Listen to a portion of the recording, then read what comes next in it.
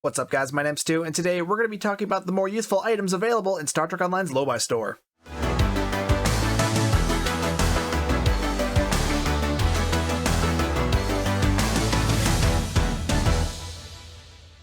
The Lobi store has been around for quite a long time in Star Trek Online, so there are a number of items that have accumulated inside of that store. For newer players, this could be rather intimidating because there's a lot of stuff in there and there's not really a good way to tell what's good and what's not. So that's what I'm going to be doing today, going over the Lobi store and pointing out what's good. But before I get to that, let me answer the question, how do I get Lobi Crystals to spend in the Lobi store? Lobi Crystals can be obtained by opening lockboxes and Infinity promo boxes. A large number of Lobi Crystals are also an option as a reward to pick up for the event campaign. So if you recently opened up a bunch of boxes or are thinking about getting Lobi for the event campaign, this might be a good video for you. Okay, we're going to start with the Devices tab and work our way up. This first tab will be easy because there's only one item that I think is actually worth buying, the Gambling Device. The Gambling Device functions much in the same way that a Tribble does. You put it in your Captain's Device slot and you activate it when you're on the ground and it'll give you a decent buff. In this case, a nice buff to crit hits and crit severity. The downside to the Gambling Device is that it does have a 50% chance to fail, meaning instead of buffing those stats, it'll debuff you. However, the activation cooldown is very low, so you can just try again in a few seconds. It is also worth noting that you can sell these on the exchange. Last I checked, you can usually find them for like 9 to 12 million, so you may want to check there before spending your Lobi. But yeah, everything else in here is just a bunch of consumable fluff that's designed to eat away at your Lobi. I would not bother with any of it. Next is the Vanity Pets tab, and like the name suggests, everything in here is a non-combat pet. Nothing here will affect your combat performance in any way whatsoever. It's just a little pet that'll sit next to you when you're not in combat. It's a purely cosmetic thing, so whether or not it's worth it is up to you. These can also be sold on the exchange, but there aren't a lot of people selling a lot of the older ones. So if you're looking to get one of those, you may end up having to spend a bit of Lobi. Like I said, it's up to you. The costumes. Again, this is just a bunch of cosmetic stuff. These will unlock a costume that you can use on your character and bridge officers. It's pure ground Barbie, and that's about it. Most of these can be sold on the exchange too, so again, you might want to look there. The only exceptions are the ones at epic quality. These will bind once you pick them up, so if you want them, you're gonna have to spend Lobi. There's some cool costumes in here, like the 32nd Century uniforms, or the Lower Decks uniforms. The epic ones are the Breen armor from Deep Space Nine and the Mako armor from Star Trek Enterprise. Don't ask me why they singled those out. If you right-click them, the tooltip will pop up. Most of them will have a small preview of the costume inside. But yeah, like with the Vanity Pets, it's all cosmetics, so whether or not it's worth it is going to be up to you. Now finally onto some of the more practical stuff, the ground gear. Most of these are weapons, but there is some armor, along with a couple kit modules and personal traits. The latter two being part of the Lower Decks content that's come to the game. The Lobi store actually has some of the best ground weapons in the game. There's a lot of really powerful weapons in here, and a lot of others that have some really cool mechanics built into them. However, this first weapon here at the top is neither of those. The mandatory medical treatment rifle is actually a heal rifle. You shoot it at your allies in order to regenerate their health, and honestly, this is possibly the dumbest weapon I have ever seen introduced into the game. Seriously, don't waste your Lobi on this. The two kit modules in here are also Lower Decks themed. I wouldn't call either of them meta, but they are a lot of fun. The Atraxian Mood Shifter turns you into a giant scorpion-like creature which you can attack people as, and Strange Energies Infusion can turn weaker enemies into copies of yourself. I actually bought this one, and it is a ton of fun. Though, frankly, I am still of the opinion that 200 Lobi is a lot to ask for a kit module. So this is going to be another one of those where it's kind of up to you to determine whether it's worth it to you or not. Also, you won't be able to find these on the exchange. In fact, all of the ground and space gear in the Lobi store will bind on pickup. These two ground traits are pretty underwhelming too, I won't bother with those. Stats-wise, most of the armor is pretty unimpressive too. Burnham CQC armor from the Discovery reputation is pretty much the go-to armor for anything in the game, but most of these armors also come with costumes. So if you like the costume, the armor might be worth it to you. Like I said earlier, there are some pretty exceptional weapons in the Lobi store, but honestly you could pick pretty much anything in here and get through all of the game's content no problem. So I'll just go through some of the weapons that I think are the most interesting. These four are the Lower Decks weapons. They have a unique ammo mechanic that can allow you to use the weapon's secondary fire multiple times in a single shot. In terms of damage output, the best one is definitely the portable phaser cannon, or as it's commonly referred to as the Shaxx cannon, because the cannon was only ever seen used by Lieutenant Shaxx. The multi-barrel phaser is modeled after the one that Mariner uses in the holodeck episode near the end of Season 1, you know, when she's playing the Vindicta character. Its secondary attack is a rapid firing mode that can hit multiple enemies, much like what we saw in the show. And the other two are a sniper rifle and a split beam rifle, both of which look like the standard phaser rifles used aboard the Cerritos. There's nothing unique about their firing modes beyond the ammo mechanic, but they're still decent weapons. The T-88 is actually a kit frame, which has some unique abilities. It sounds pretty neat, but it doesn't have nearly enough kit performance to be a useful kit frame. and you can't re-engineer it, so it's kinda useless. These are the other two Lower Decks inspired ground traits. Lower Decks experience is crap. Space Explorer is actually pretty decent because it buffs your kit performance, but I don't think it's enough to say that it's worth 200 Lobi. The Trill Staff is kinda cool. It's hardly meta, but it has a unique melee staff attack that can be really cool. Plus the weapon is really cool looking too. This one's just great for ground Barbie. The Jatvash weapon and armor, they're neat but nothing terribly special. The Mako Pulse Rifle and Phase Pistol from Star Trek Enterprise. I do love the look of these things. I was kinda disappointed with the Mako Rifle because its secondary attack is a stun barrage. It's kinda like the secondary on a full auto rifle, but it's stun, so it deals very little damage. The Phase Pistol is actually kinda funny because of its tertiary attack. Instead of a melee attack, it has overloaded power cell. You basically set the Phase Pistol to overload and chuck it at your enemies like a grenade and then it explodes. You're then locked out from using the weapon for 10 seconds. The idea of setting your weapon to overload and then chucking it at your enemy is just a really funny mechanic to me. Jayla's staff is pretty much just like the Trill Staff, except its secondary is a sniper shot. The rest of this is neat, but nothing special. Ah, here we go. Don't buy an environmental suit from the Lobi store. None of them are as good as the one from the Discovery Reputation. They had unique appearances, some of which are really cool, and if we had a visual slot for EV suits, I'd be much more positive about these. But as it is right now, any EV suit that isn't the one from the Discovery Reputation is kinda useless, because it just isn't as good. However, the thing below it is one of the best items in the store, the Discovery Phaser Full Auto Rifle. While it looks like a standard Discovery rifle, it has a unique firing mode. Its primary attack starts out as a single phaser bolt with damage that's almost scaled like it's a sniper rifle, though lacking the range of one. The next shot you'll fire will fire 2 consecutive shots, doubling the weapon's damage, and a third shot will fire 3. And it just cycles like that, and the result is surprisingly powerful. Honestly, if you're only going to get one ground weapon out of here, I would probably recommend this. The Zengethi set is neat, but kinda dated. In fact, I think it's the only one in here that's actually a full 3-piece set. It's not a bad set, but it just doesn't beat the current meta, which is a lot easier to get your hands on because most of it's episode and reputation gear. Ooh, the Type 2 compression pistol, I like this one. Not only does this weapon's proc lower a target's damage resistance, but it also has unique visuals modeled after the visual effects used in Wrath of Khan, including a unique phaser beam and vaporizing animation. It's worth noting that this phaser is also available outside of the Lobi store as well. If you purchase the new Genesis bundle, which contains the Grissom and Clark class ships, you'll have this weapon unlocked on your whole account. I don't know much about the Sphere Builder repulsors, but they seem kinda neat. The Boolean cannon is a very popular choice. This thing is ridiculously powerful. A single use of this weapon can one-shot most enemies. The drawback is that it has a very low firing rate. The Terran weapons are okay, but their main purpose would be to maintaining a Terran theme for your character. The Herald Beam Projector, this is another favorite of mine. It's just a big purple staff weapon that shoots refracting anti-proton beams. And keep in mind, this was years before Baul weapons came out.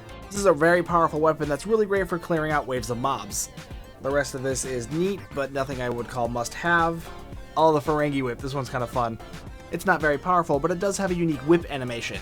This makes it kind of fun to use, but also makes it feel very unique in comparison to other weapons. Alright, now let's move on to the Space Gear. The Space Gear tab has a lot of really good weapons and consoles that can really benefit your build depending on your damage type. Starting at the top is Unstable Planetoid Detonation, which honestly is pretty underwhelming. Unless you're doing a control build, I wouldn't really bother with this. Unlike the 4 ground traits, the space traits in this tab are actually pretty good. Well, most of them. Vitruvian Explosives is good for a torpedo build, Make It Go has proven surprisingly useful despite the RNG factor, and Boimler Effect can make an effective alternative to an Aux to Bat build. The only one I wouldn't bother with is Improvised Boarding Party. All it does is add some kinetic damage to the Bridge Officer ability Boarding Party, and it's not a lot. These next 3 are part of the Enterprising Ingenuity set, which is a set based off of Star Trek Enterprise. Wide Arc Phase Cannons are cannons, but they actually look like beams, which is kinda weird. When you fire on an enemy's shield facing that is completely down, this weapon will give you a small buff to energy weapon damage and torpedo damage. This unique proc makes this really good for a phaser cannon build. The torpedo has a similar proc that has a bonus damage buff, and being a spatial torpedo, it's modeled after missiles, so it deals low damage but has a very quick recharge rate of 2 seconds. The console on its own isn't super impressive, but altogether these do have a decent 3-piece bonus. Having the 2-piece bonus will unlock the activatable ability Careless Overload, which is a special firing mode for the phase cannons and spatial torpedo, which is described as an AoE firing mode with increased damage. The downside is that after the firing mode expires, your phase cannon and spatial torpedo will be offline for 10 seconds. However, having the full 3-piece will remove that penalty, and speed up the recharge speed of Careless Overload by 100%. I have the phase cannons already, and even on their own, they're really great with a phaser cannon build. The full set is good, but doesn't quite fit into the meta, but would be really great for an Enterprise era themed build. So if you like scatter volley builds, I would recommend the phase cannons, but the rest of it, I would only worry about it if you're trying to pull off a theme.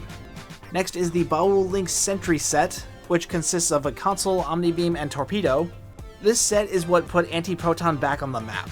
If you're interested in running anti-proton, particularly Baul anti-proton, I would get at least the console and the omnibeam, because the extra refraction you get out of the 2-piece bonus is what makes Baul as good as it is. The 3-piece bonus is an ability called Predator Prey. Activating it will give you a 50% bonus to anti-proton damage for 30 seconds and remove all control effects to your ship. Which sounds really great, but unlike the Enterprising Ingenuity set, this one does not have a way to lower the cooldown of that ability. So it's stuck at that 2-minute cooldown, which is why a lot of us don't bother with these set bonus abilities. They take too long to recharge. So yeah, if you're interested in running anti-proton, particularly Baul anti-proton, I would definitely recommend the console and the omnibeam. The torpedo is good too, but it's really more for the sake of a theme. In the end, you'd be better off with the Lorca's 2-piece set with the Dark Matter torpedo and Lorca's custom fire control. This one was another game-changing set, this one for Plasma. This set also consists of a console, omnibeam, and torpedo. Because of its impressive buff to crit chance, the ultimate console is actually pretty good on most damage builds, regardless of your damage type. The omnibeam is really interesting because it's the only ship weapon I know of that provides a passive buff ship-wide, in this case giving you a 1% buff to crit chance. The ultimate modified Kelvin torpedo is just what it sounds like. It's a modified version of the Kelvin Timeline Photon torpedo, so it has that quick 4-second recharge. Additionally, this thing also has a chance to grant a 3% crit chance buff to all your plasma weapons and abilities. Altogether, these have some really impressive set bonuses as well. The 2-piece grants plasma saturation bombardment, which means every time you score a critical hit or a miss, you'll fire a small bolt that deals plasma damage. So it's almost like a weak experimental weapon. The 3-piece set is an ability called Starfleet Ultimate Hybrid Arms, which grants you a 100% firing cycle hit for 12 seconds, which for a beam overload build is an incredibly powerful ability. Again, the downside here is that you can't lower that 2-minute recharge, but honestly this one's still pretty worth it. So if you like plasma builds, particularly beam overload builds, I would highly recommend this full set. Next is the Zenkethi Resolve set, which isn't bad, but honestly it's still not enough to make Tetragon any good, so I'd pass on it. The Isolytic set, also pretty underwhelming, I wouldn't bother with that either. The Saboteur's Gambit set is actually kind of interesting. It's themed around the set's torpedo, which is called the Saboteur Delivery Vehicle Photon Torpedo, which is exactly what it sounds like. You basically put someone in a torpedo, launch them to the other ship with the hope of them boarding it and sabotaging it. I remember watching Augie play with this in one of his videos a while back. I can't remember if it was the full set or just the torpedo itself, but it really made me want to get my hands on this set because the whole concept around it is just hilarious to me. I just never got around to it because, you know, Lobi ain't cheap. But yeah, Saboteur's Gambit set is neat, it's good for a theme, but, you know, there's better things out there. Next is the Delphic Application set, which is actually pretty powerful, in some cases at least. The Delphic Torpedo has been part of the torpedo build meta for a while now, so if you're wanting to set up a torpedo build, I would definitely recommend getting that. The Dual Beam Bank is nice because of Delphic Overcharge, which grants more crit chance and crit severity, though I never end up using this on an anti-proton build. Really, the only time I ever end up using this is on a torpedo build with a 5-3 setup. Because of how torpedoes work, it's really not a great idea to put 5 torpedoes on the front of a ship, because odds are that 5th torpedo would never get the chance to fire. So instead, you throw an energy weapon in there. It's not going to do much damage because you've dedicated everything to kinetic damage, so you just throw one in there for the sake of a set bonus. So if you have the Delphic Torpedo on your torpedo build, the Dual Beam Bank is an excellent choice as well, because of their 2-piece bonus that grants a buff to crit chance and crit severity. Though alternatively, you could go with the Dual Heavy Beam Bank from the Discovery reputation because the Dark Matter torpedo is also part of the torpedo meta. But yeah, I would just worry about those two. Now, the rest of these are pretty old and really not worth talking about in the current state of the game, with the exception of 2 consoles. Ones that you've probably seen a lot of if you watch my build videos. Bioneural Infusion Circuits and Tachyokinetic Converter. These two are great for any kind of DPS build. Bioneural because it has the highest crit severity buff of any console in the game, and Tachyokinetic because it has an impressive crit chance and crit severity buff, and the turn rate buff is nice too. And now finally getting to what I'm sure you all care the most about, ships. The Undine Biocruiser is one of the best support tanks in the game, though that's really only going to matter to you if you're getting into the high-end DPS chase, or trying to help others get into the high-end DPS chase. If you like science ships, the Voth Bastille is a good choice. Hard to go wrong with a science ship that's also a temporal ship, but there's really nothing special about it beyond that.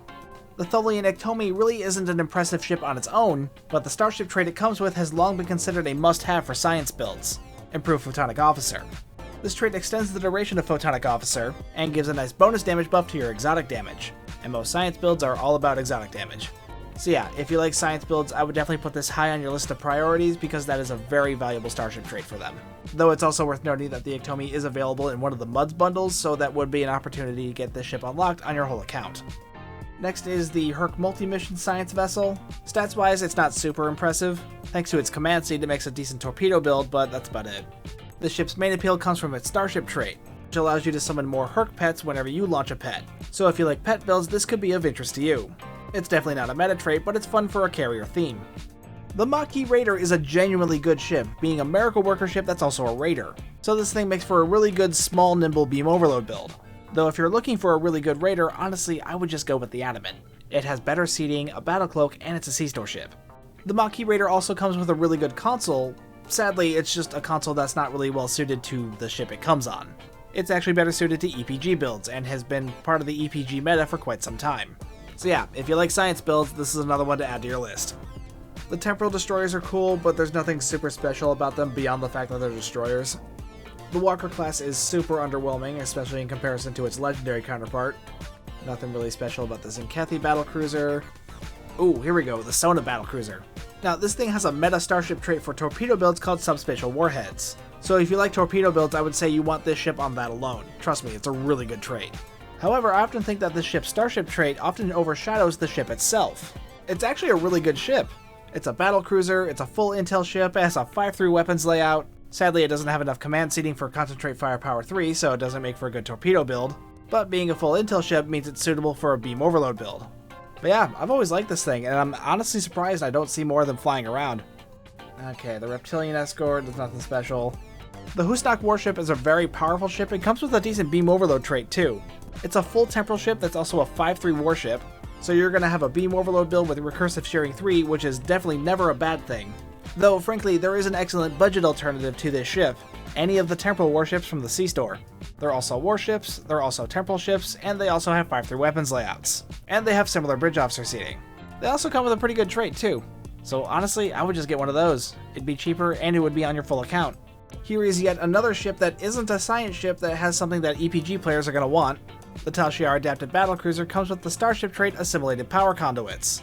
This trait will boost the critical chance and severity of your exotic damage abilities every time you use Emergency Power to Auxiliary. Definitely a useful starship trait for EPG builds, but not so useful for a cruiser. I don't know why Cryptic puts starship traits and consoles on ships that aren't well suited for said consoles and traits, but they have a long history of it and it's really frustrating. The Adapted Battlecruiser itself is a pretty interesting ship. It's actually the only ship I know of that has a commander-level universal seat that isn't a raider. This means you have a really nice amount of flexibility in how you want to set this ship up. Though, honestly, beyond that, there really isn't anything else particularly impressive about this ship. Okay, the Alashi Battlecruiser is pretty meh. Ooh, the NX refit. The ship itself isn't really that impressive. It has pretty poor specialization seating and is really underwhelming in comparison to its legendary counterpart. But of course, the legendary NX is only available in the 10th anniversary bundle, which is very expensive to get. And the NX refit does come with a good starship trait and console. Preferential targeting has been part of the beam overload meta for a while now, and adds some extra benefit to adding in a cannon to such a build. The console, Point Defense Bombardment Warhead, has kind of fallen out of the meta in recent years, but it's still a pretty decent console. Okay, I wouldn't worry about the strike ship. Now, the Sphere Builder was considered one of the best science ships for a while in the game, though I don't think that's true anymore. It's still good, but honestly, there are better choices to pick. Moving on. Okay. The Kelvin Timeline Intel Dreadnought Cruiser, aka the Vengeance. This is a really good ship. It's a Dreadnought, it's a full intel ship, and has a 5-3 weapons layout. This thing was made for beam overload. Its console and trait aren't super impressive at this point in the game, but they're not bad either. It also comes with unique hangar pets, which, again, they're not bad, but they're not the best thing in the game either. Overall, the main appeal to this ship is the ship itself and its stats. Honestly, the only thing I don't like about this ship is it's the Vengeance. Honestly, I really hate the Vengeance. I think it is the ugliest ship in Star Trek canon. I hate it. I dream of the day when Stowe has the time to add another skin to this ship. Something more lore friendly, something that actually looks like a Starfleet ship, because I hate the Vengeance so much. But yeah, really good ship, just also a really ugly ship. The rest of the T6 ships here are pretty underwhelming as well. The only other one worth pointing out is the Xindi Adalith Dreadnought. Its stats really aren't that great, but the main selling point of this ship is its starship trait, Super Weapon Ingenuity, which is the extension trait for beam overload. So if you like beam overload builds, I would definitely put this high on your list of priorities, because it is a really good trait to have. It's just a shame they had to put it on such a crappy ship. The rest of these ships are either tier 5 ships or shuttles. I definitely wouldn't bother with them. And at the bottom we have some bridge officers. A Talaxian for each career, each having the unique Talaxian space trait Salvage Specialist, which allows you to receive R&D materials during combat, which is kind of pointless because it's already insanely easy to get R&D materials. Plus, there's also the fact that there really isn't much worth crafting in Stowe's R&D system, so honestly just buying these would be a huge waste. None of the others have any valuable bridge officer traits either, though it is worth noting that the Xindi bridge officer also comes with a costume, so if you're into that, this guy might be worth it to you. So yeah, those are some of the more useful items available in the Lobi store. I hope you found this helpful. If there's anything in the Lobi store that you think I missed and should have gone over, let me know down in the comments down below. While you're down there, be sure to hit like and subscribe and hit that bell for notifications. I really do appreciate it because it does really help the channel. If you'd like to further support the channel, feel free to hit that join button down below. Either way, thank you so much for watching. My name's Stu, and I'll see you guys next time.